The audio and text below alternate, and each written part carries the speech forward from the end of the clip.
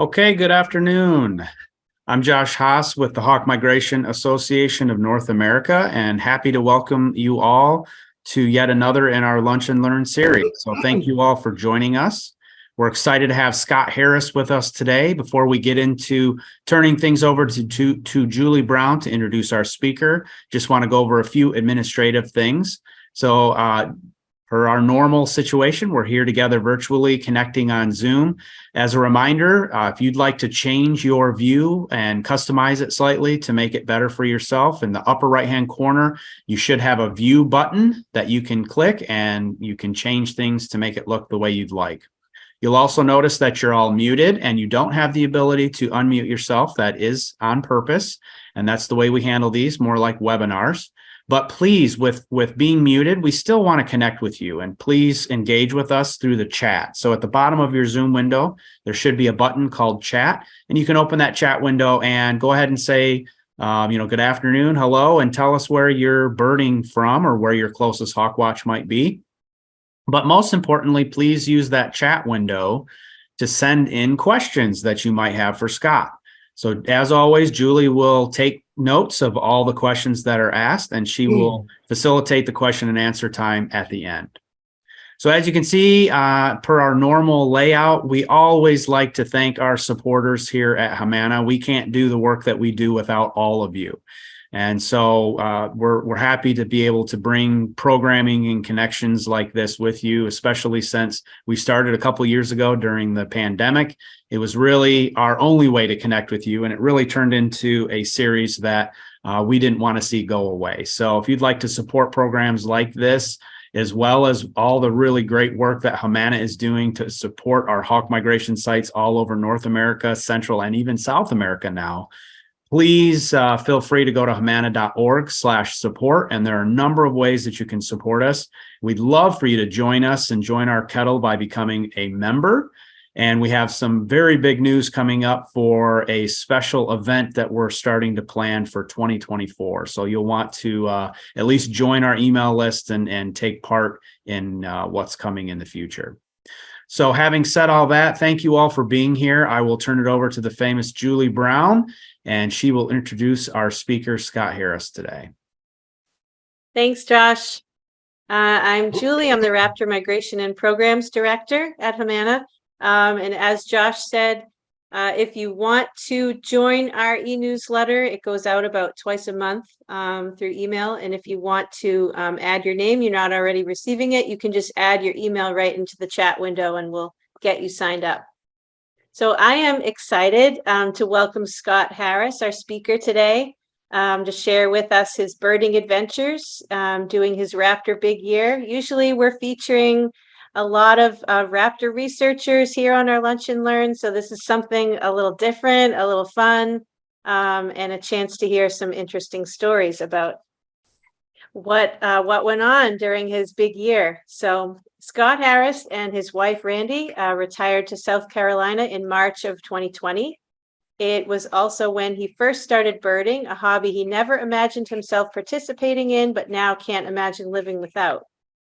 They sold their longtime house and business, Mustang Marketing, a marketing branding company that they had owned for 35 years. And they are blessed that both their children and their grandson are also in South Carolina. His book, RaptorQuest, Chasing America's Raptors, is the story of his year-long adventure tracking down every species of raptor in the lower 48 states. So welcome, Scott.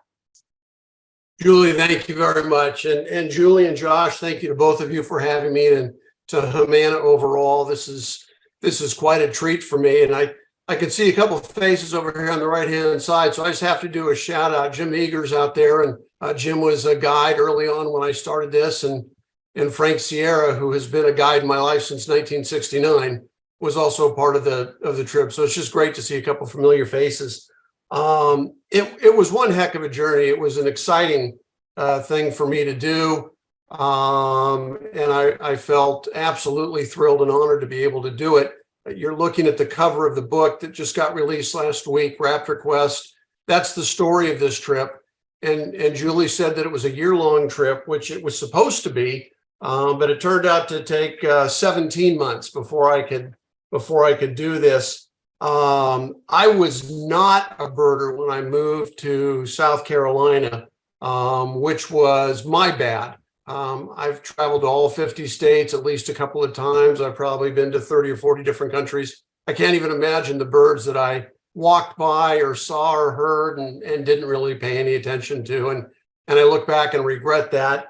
Nobody's fault but my own.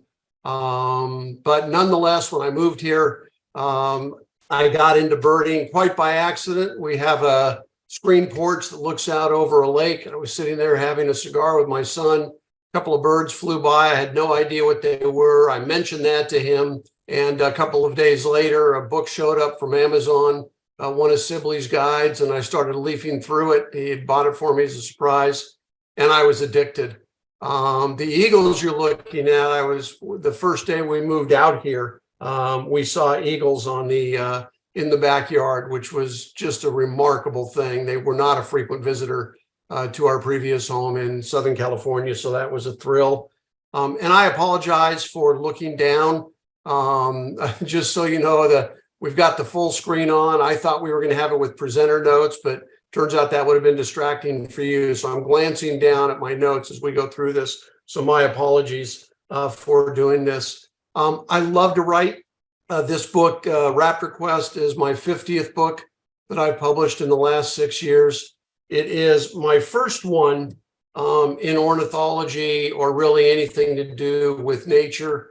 I am not an ornithologist or a scientist, but I was very intrigued. And because I love writing, I thought, well, there has to be something that I can create out of this. And my family happened to watch the movie The Big Year, which I imagine many of you have seen. Certainly most of you know what a big year is. And I thought, with my love of raptors, which is absolutely my passion among all birds, it is raptors first, second and third. I mean, I enjoy other birds, but raptors are the thing. And the idea of a big year appealed to me, but of course there are budgets of time and money. And I thought, well, what about a year where I go out and see all of the raptors in the lower 48 states? So I started to do some research, and I discovered that there are 53 of those, counting vultures and owls. We've got 53 raptors in the lower 48 states. And I thought, well, how hard can it be to find 53 raptors in 12 months? Well, it turned out to be harder than I had imagined and beyond my skill set. It took me 17 months to find all of them. And it was an absolute joy to do it. And it's interesting to me, as I was doing all of the research through this, I discovered that there's not a generally accepted definition for raptor. There are a number of organizations and individuals and colleges and universities that have put forth different definitions, but there's not one that's accepted by everybody. And I just thought that was fascinating. It reminded me of Justice Potter Stewart in 1964, when asked to define pornography. Couldn't do it, but he said he'd know it when he'd see it. And I guess that's kind of what I figured out about the raptors, and had a blast doing that. But some of these are up for debate. There are people that don't think the 3 vultures should be raptors. There are people that even don't want to count the owls. Some people want to add in parrots and other animals, shrikes, and it kind of goes back and forth a little bit. I think it makes for a really enjoyable thing to have those discussions and debates with people at hawk watches in different locations around the country. And even among the ones that are undoubtedly raptors, you wonder if they're really American raptors. You know, the hook-billed kite sneaks over into Texas every once in a while, basically into Benson State Park, and that's it. And you've got the northern hawk owl and the snowy owl and the great gray that drop down from Canada. I think they're more Canadian birds than Americans, but this is America, so we claim what we can. And if they cross over the border, we're going to count them. And pretty soon we'll be counting the bat falcon and the Steller sea eagle. I imagine a couple of the rarities that have shown up and shot by. The distribution of raptors I wanted to talk about for a little bit. This was my canvas. I used eBird as my guide, and this was my canvas. And as it turns out, of the 53 raptors, 20 of them have been found in all 48 states, which I don't know why, but I was amazed and really enjoyed that fact. that you could find any of the 53 Raptors, at least at one point, any of the 20 of the 53, at least at one point in the 48 states. 2 of the Raptors have been found in 47 of the 48 states, but the northern goshawk and the northern saw-whet owl have both skipped Louisiana for reasons that I'm not familiar with or aware of, but they've been to 47 of the 48 and have chosen to avoid Louisiana. And then you've got the snowy owl, which has skipped Arizona and New Mexico. It's been spotted in the other 46. And so that was something that was interesting to find. The idea that a snowy owl would drift down into Texas or Louisiana or Florida is fascinating to me. They go a long way to go there, and there are a number of theories as to what motivates them to do that, but nonetheless, they have been spotted in those places. Following the distribution of raptors, this is the way that my trip played out. Again, it wound up being 17 months. It went from September of 2020 or 2021 until January of this year when I got the 53rd bird. So I had 7 cross-country driving trips. I had 13 round-trip flights. I was on the road for 25 full weeks and any number of partial weeks. There wasn't a single week where I wasn't looking for a bird. It took me to 34 different states, and I traveled a little over 100,000 miles chasing these birds down. These are the states that I drove to mostly. A couple of them I went to more than once. When time allowed, I always chose to drive. Frank, who I mentioned earlier, did one of the drives with me, so we managed to pick up any number of states. We met in Oregon or Washington or something and worked our way back across to the northern part of the country, and that was just beautiful. There were a ton of day trips and overnight trips. And for all the complaining that people do, by the way, about airlines and the various trips and the connections and this and that I took, I only had one problem, and it wasn't even really the airline's fault, but only one issue came up. All my flights left on time. They all landed on time. They were all flawless. There was a trip where I was going from Houston down to Harlingen, Texas, try to find that hook-billed kite, something I did 4 times before I found it.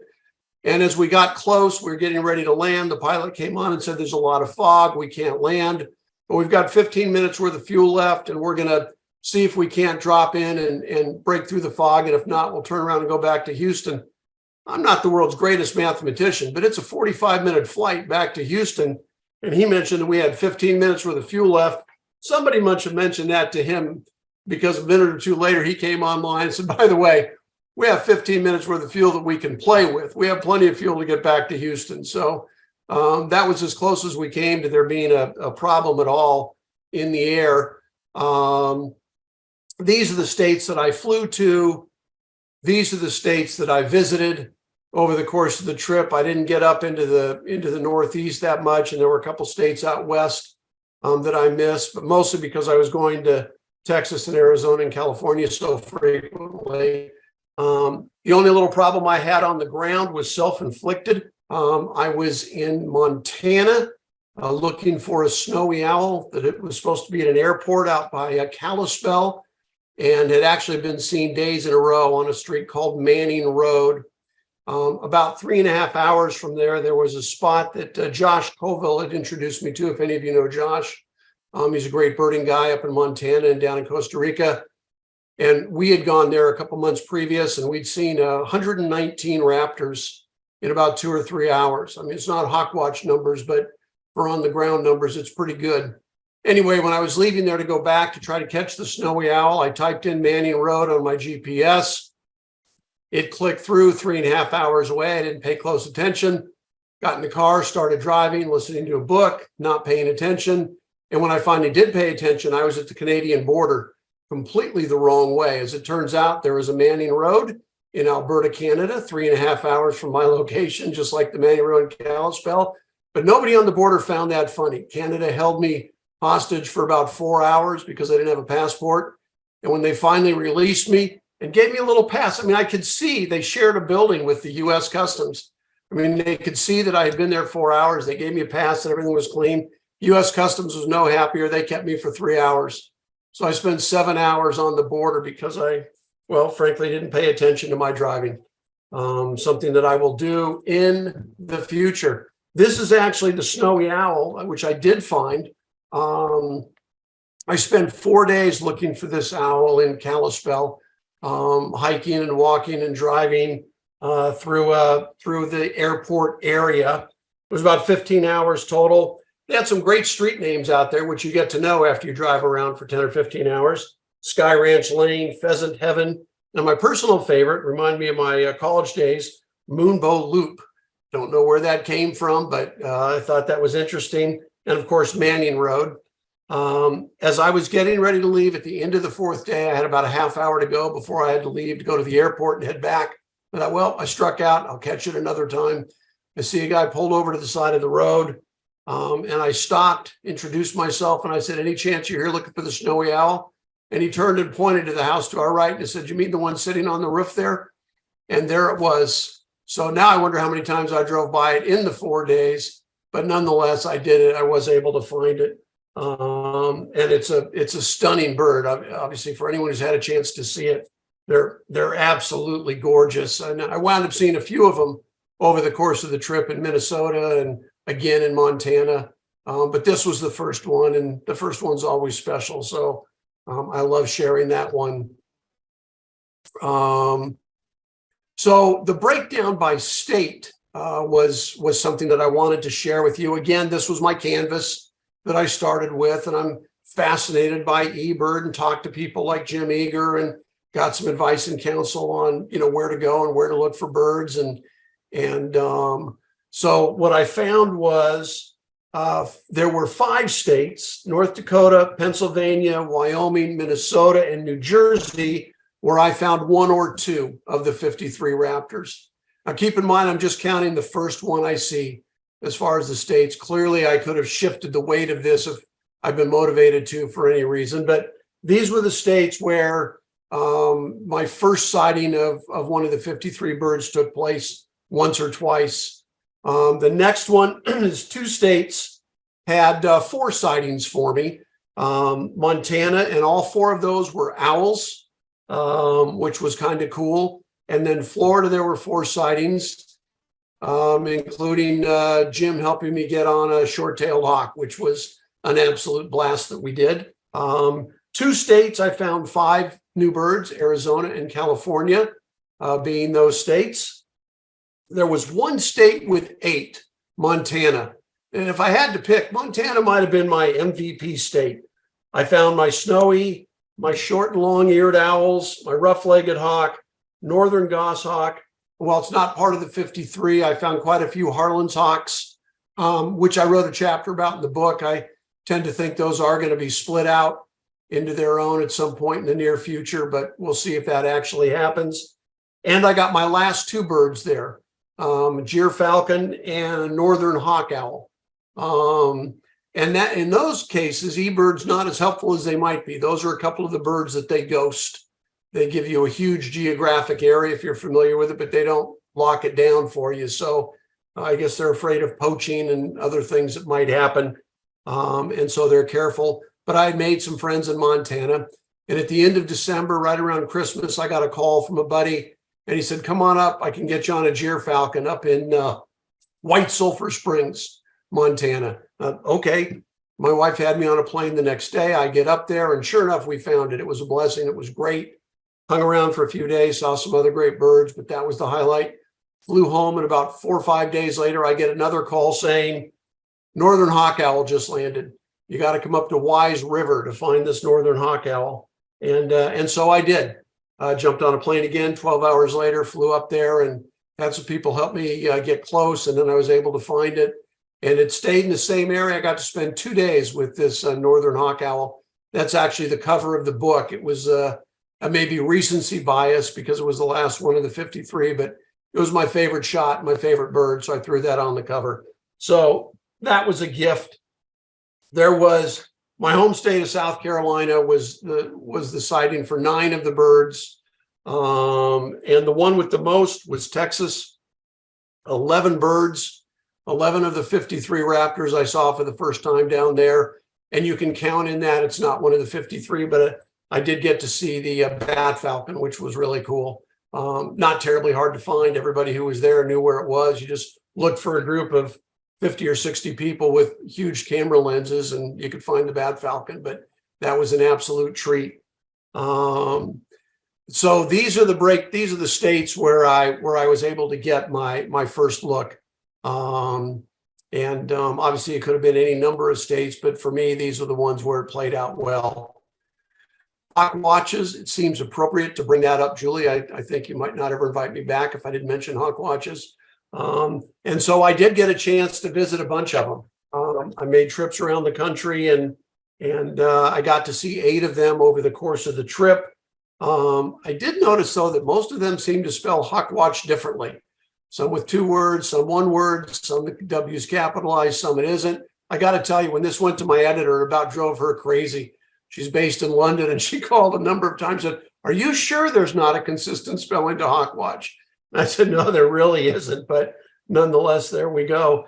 I did get to see thousands upon thousands of raptors by visiting these sites. I saw 24 different species.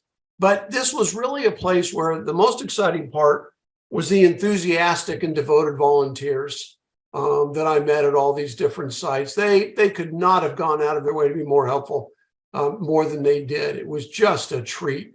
Everywhere I went, if the story of what I was doing came up, people were helpful. "Oh, you've got to go here. You've got to call her. You've got to call him. Here we go. Let's find this together." And at each of these sites, it was an absolute thrill. Of my 53, I got my common black hawk and my zone-tailed at Tubac in Arizona, my Cooper's hawk at Hawk Mountain, my Merlin at Cape May, my crested caracara at Smith Point, and my Mississippi kite at Hazel Baysmore. And then I got at Benson, Rio Grande Valley State Park Hawk Observation Tower in Texas. I guess even their names have to be bigger than anybody else's names. But I got a gray hawk, a Swainson's hawk, a broad-winged hawk, and finally my hook build. The hook build took 4 trips.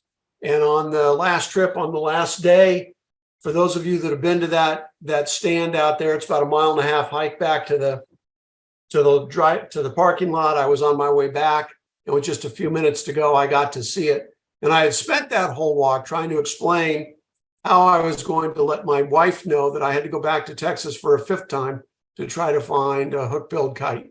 But it was an absolute thrill. And when I did see it, there's something about when you invest that much time in it and then it comes to fruition, it's a gift when it goes that way. These were the 8 birds that I only saw a single time on the trip. All the other birds I saw multiple times, but these were the 8. And truth be told, the flammulated I never saw. I only heard. It was a Rocky Mountain National Park, and I have yet to see a flammulated. So I am looking forward to doing that at one point. And I marvel when I look at these, how many of them I came so close to not seeing. The northern goshawk being one and the gyrfalcon being another. The short-eared owl, I was just out in Hawaii last week and saw the subspecies of short-eared owl that they have on the big island of Hawaii. That's another bird I would expect somewhere down the road to be split off into its own species. But there's a single road out there. If any of you have been, I went on it every day for 4 days and saw multiple short-eared owls every day. It was zoo-like in the ability to predict that they were going to be there. It was an absolute treat. And so I wanted to, the whiskered screech owl I saw on the Arizona-Mexico border. I saw a whiskered screech owl, a western screech owl and an elf owl within about a half an hour of each other that night. It was just a magical night of hiking with a woman named Christy Gallo. If any of you know Christy, she and her partner Tim Blunt run the Ash Bird Sanctuary in Arizona, and she took me out owl hunting, and we had about as successful a night as you could possibly have looking for these things. So I felt that couldn't have gone any better. One of the treats of all of these things are the great people you meet. This is the ferruginous pygmy owl, which I found I did not find. A guide found for me on the King Ranch in Texas. So if any of you have been to the King Ranch, or if you're familiar with it, it is a massive property. It's actually larger than the state of Rhode Island.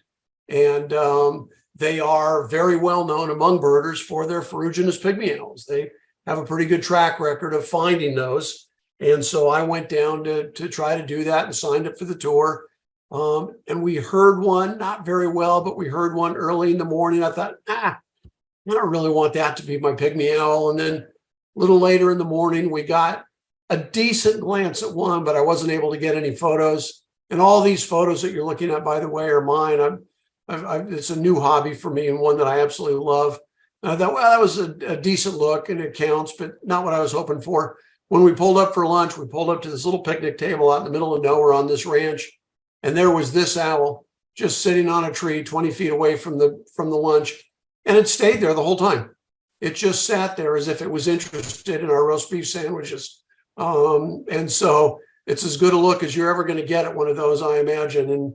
And for me, it was an absolute thrill. That same day, I got my white-tailed hawk out at the King Ranch, which the guide explained, if you're not familiar with it, the guide explained they're also known as fire hawks.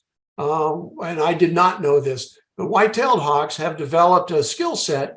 When there is a fire going through anywhere in Texas, they follow that fire and they'll dive through the smoke, because the fire obviously sends up insects and sends birds scampering and rodents and mammals running and slithering or whatever they're going to do. And for them, it's a big giant buffet. And so if you have a fire in Texas, you will find white-tailed hawks, as I understand it. And you will see them coming through like ghosts through the smoke, picking up the insects and whatever else is in that smoke funnel. One of the people I met on that day was a gentleman named Frank Fabro. He's a student at UC Davis out in California. And Frank had mentioned that if I had trouble finding a spotted owl, he'd be happy to help me. That the summer before, he had done his summer internship as a student for working for a logging company in California. His job was to go out at night, find spotted owl nests, and then mark those nests off. And the logging company would then do about a quarter-mile square around that nest and not log there, allowing the owls to continue with their nesting, excuse me, and keeping them from getting more legislation. That was the backroom deal they cut with Sacramento, that if we go ahead and do this on our own, you don't have to legislate it. So Frank had been one of the guys that was out doing that and told his stories about running into coyotes and even black bears and stuff while he was out there. But he said, hey, if you want to come on out, I'll help you find one. So I did. I called him a few months after our King Ranch day. He drove 3 hours to meet me in a place with no cell phone reception. He said, you got to make sure you go exactly where I tell you, because we won't have a way to connect. And I did. He was there. He'd slept all night in the car waiting for me. And he handed me a machete, and we started to have to hack our way through the forest. We got about a half mile in, came into this opening, and there was this spotted owl that you're looking at was just standing there on this branch.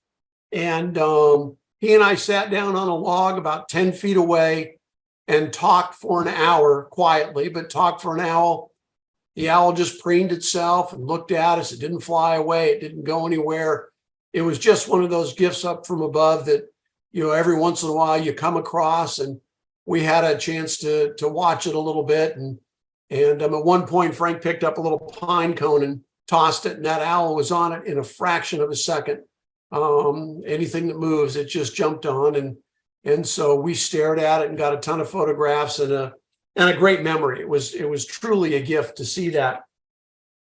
The swallowtail kite was actually the first of the birds that I saw. My son and I were out. We took the boat out onto the lake here. And as we were sitting there, we saw the first 2 swallow-tailed kites that were seen and recorded anyway on Lake Greenwood in South Carolina. Flew right over the boat. I mean, I just been out the last couple of days looking at them upstate, and it was a thrill. And I've been talking to my son, who's kind of my muse about books, and trying to come up with a book I could write about that had something to do with birding. And by the time we got back to the dock RaptorQuest, this thing was a go. We'd figured something out, and that's where I made the decision to do this. So the swallowtail kite has a soft spot in my heart. And I saw a number of them around the country afterwards, but this spectacular one this was taken right over our lake, right over the boat, maybe 20 feet above the boat. This is me with a boreal owl. There's a gentleman by the name of Scott Rashid.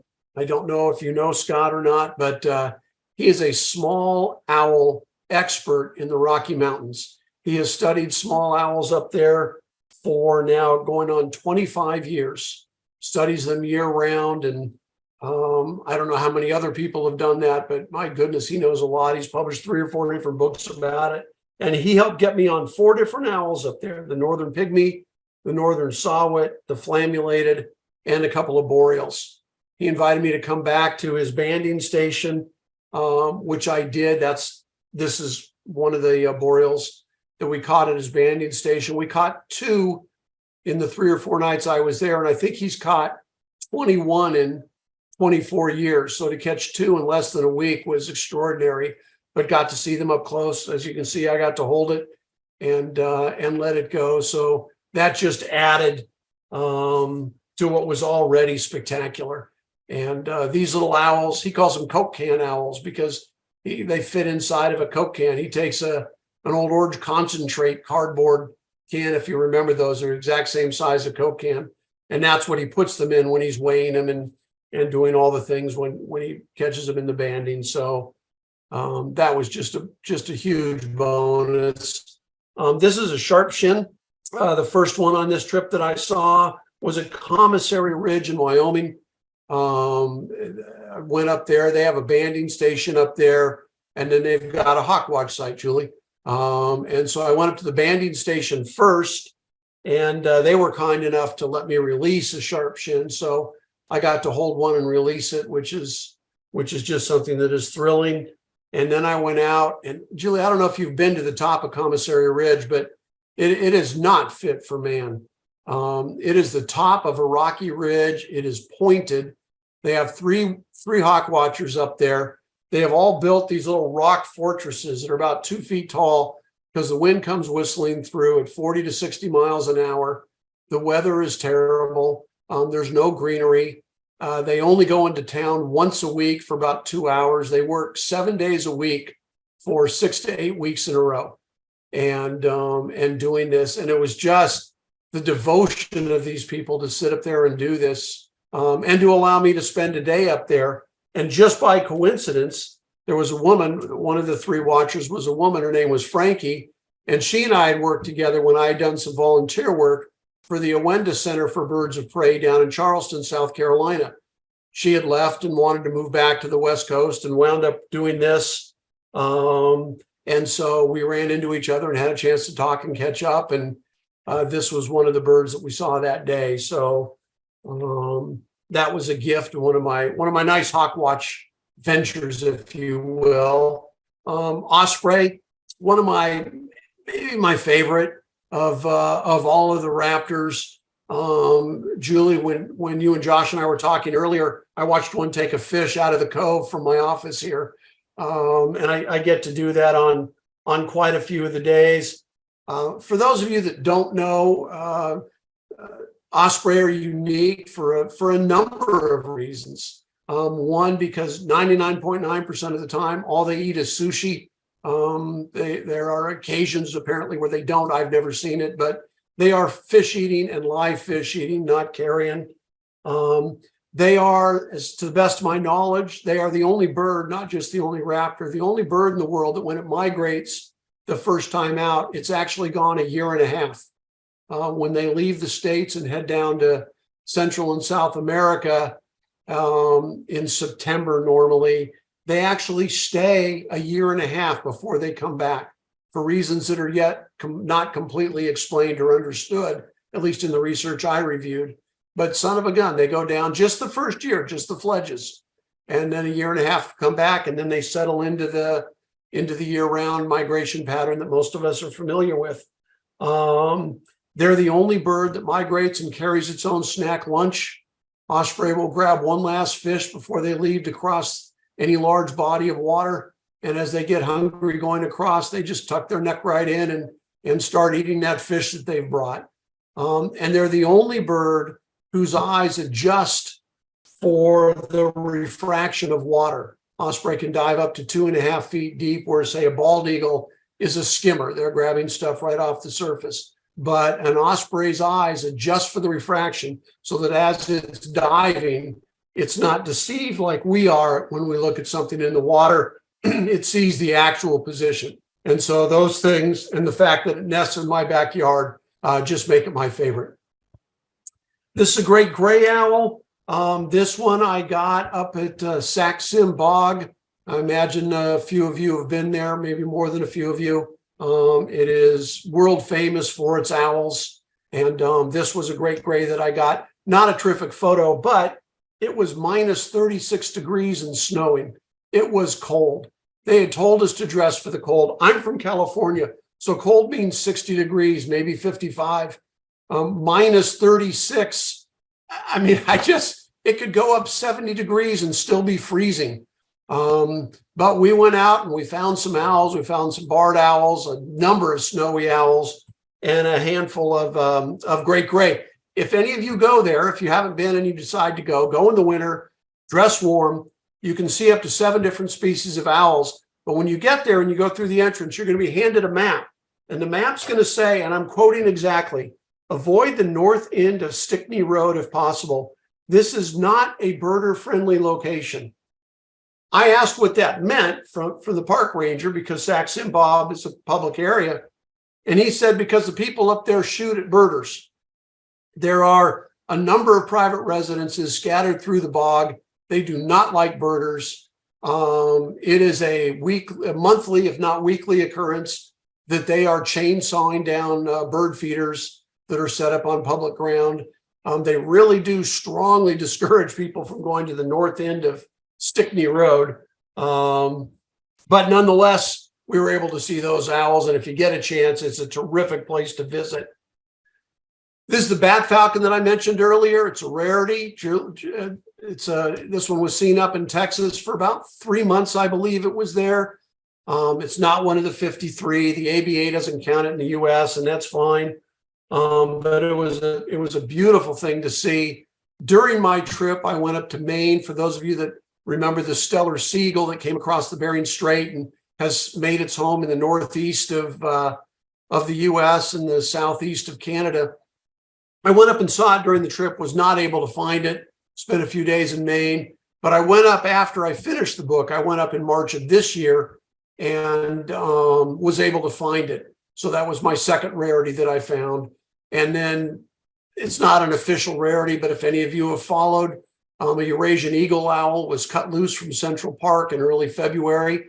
Some vandals cut up the cage and it got free.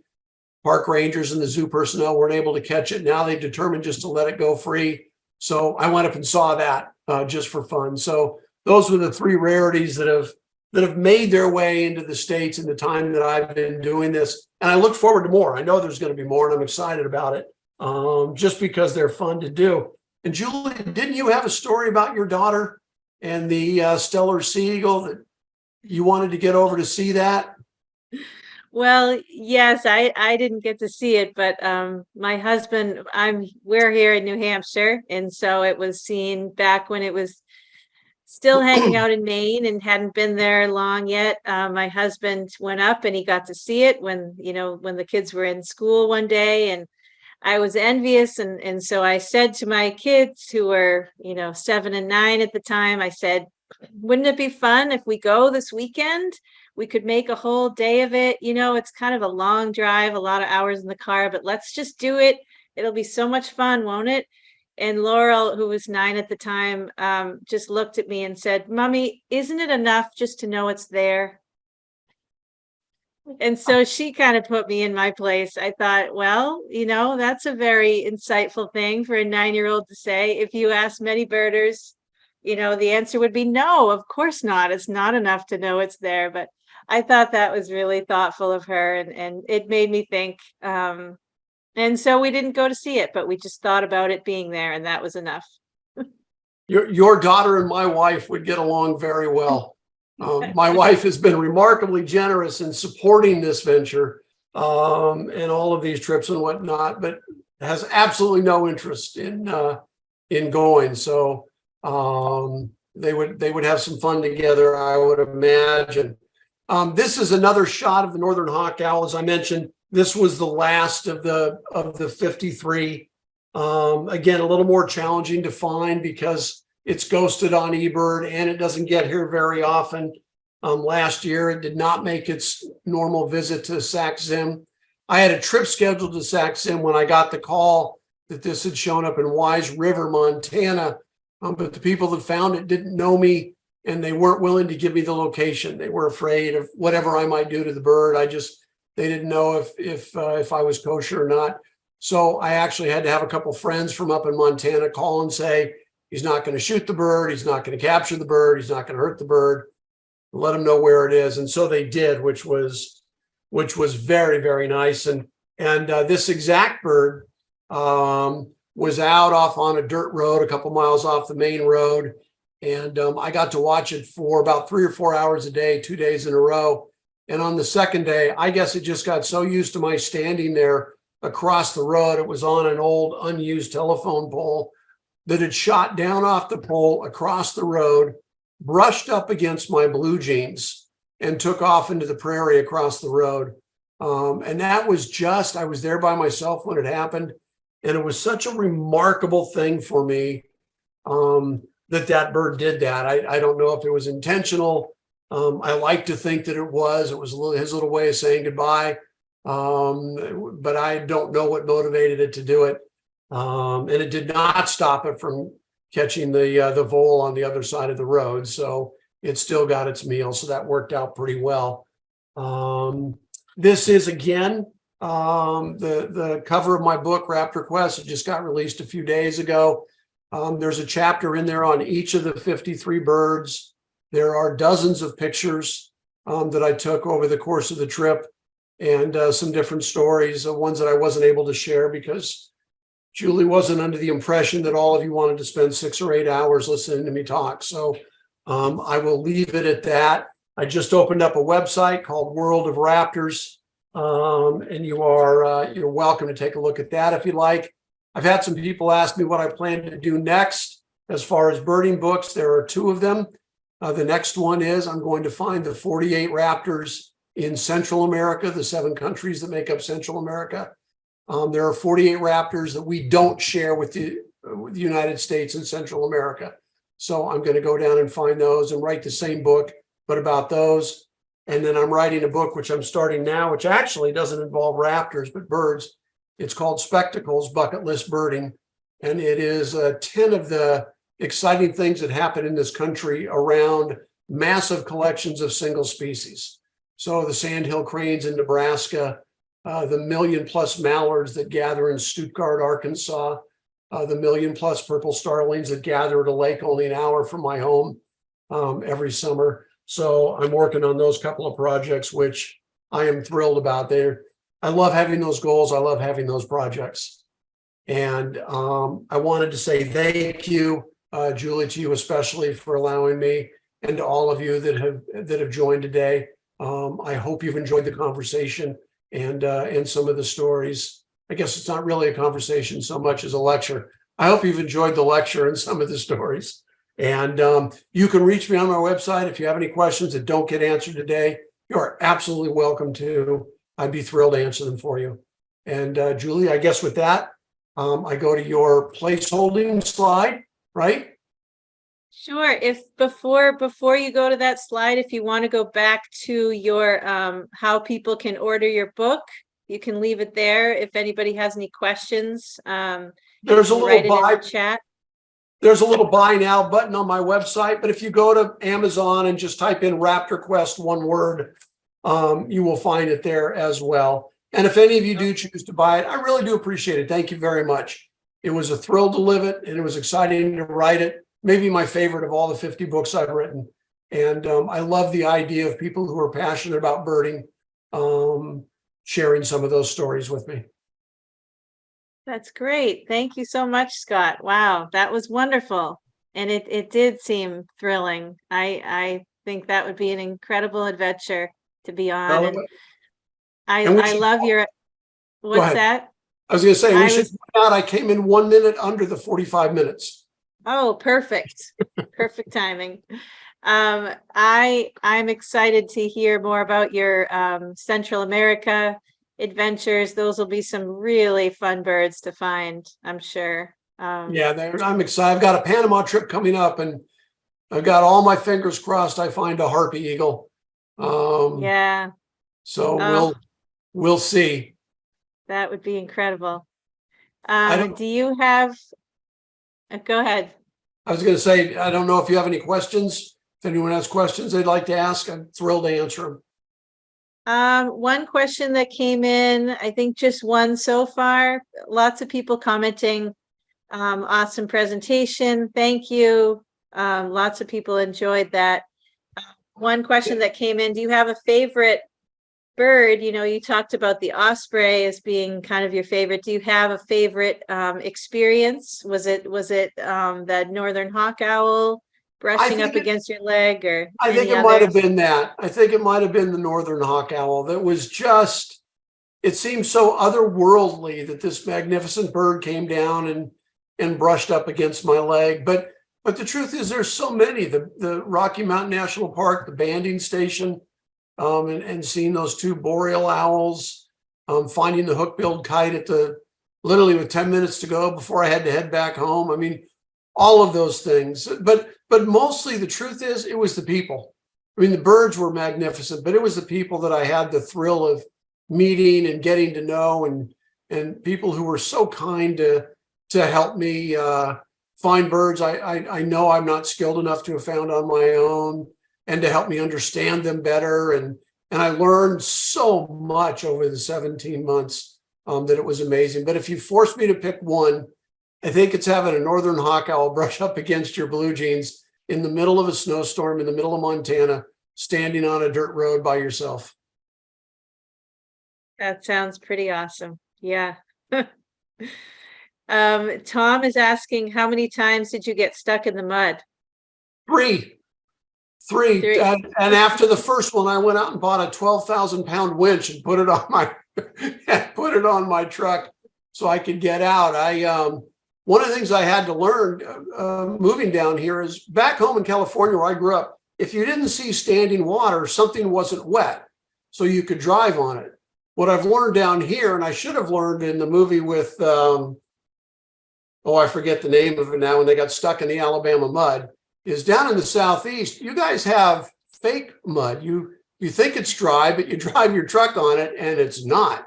So I learned that lesson, but I had to winch myself out a couple times over the trip. So it was 3. Okay. Well, I'm glad you met so many helpful, friendly people. Time spent at hawk watches. That you're right that there's never ever going to be consensus on how to spell hawkwatch. We talk about it all the time at HMANA, and it's just something you have to make your peace with. I always am correcting people and changing it to the way I write it, you know, just in articles, and it's just, you got to be okay with both ways. One thing I will mention, for all these great northern birds you're mentioning, we are going to be having HMANA's 50th anniversary conference next fall. So in early November, which is prime time for seeing some of these raptors like goshawk and rough-legged hawks and some winter owls, we will be spending time at Sax-Zim Bog. So that's something to just think about for next November. I don't think we have any other questions coming in, just people saying how much they enjoyed your photos and your presentation. But I will, if that's it for questions, I can talk a little bit about next month's Lunch and Learn, which is going to be on June 22nd, and that's going to be Rebecca McCabe talking about tracking broadwing hawks. So Hawk Mountain, some of you are familiar with this program, but Hawk Mountain launched a full annual cycle study of the broadwing hawk back in 2014. So it's almost a decade later that biologists are continuing to uncover the mysteries of this long distance migrant. So Becca's going to be providing an update. She was a lunch and learn speaker, I think, early on when we started this in 2020, but she's going to be giving an update on the project with a focus on movement data, what they've learned from telemetry tracked broadwings. And I also wanted to let people know that there's still space on our Belize hawk watching tour, and that's happening this November 7th through the 16th. And that's focusing on the hook-billed kite migration down there. So you can check out details on the HMANA website, HMANA.org. And I'll also mention Raptorathon. That's kind of our spring fundraiser at HMANA. And lots of teams have, I think pretty much all the Raptorathon teams have had their events, but you can still show your support. It's a great way to support HMANA. And half of whatever is raised goes to supporting the Hawkwatch sites. And then the other half goes to HMANA programs and our grant program, which then goes back to sites. So any of your donations will support Raptor monitoring, and it's a great way to show your support. So I think with that, thank you again so much, Scott. That was really fun. I really enjoyed it. And I want to thank everybody else for joining us today, and hopefully we will see you next month.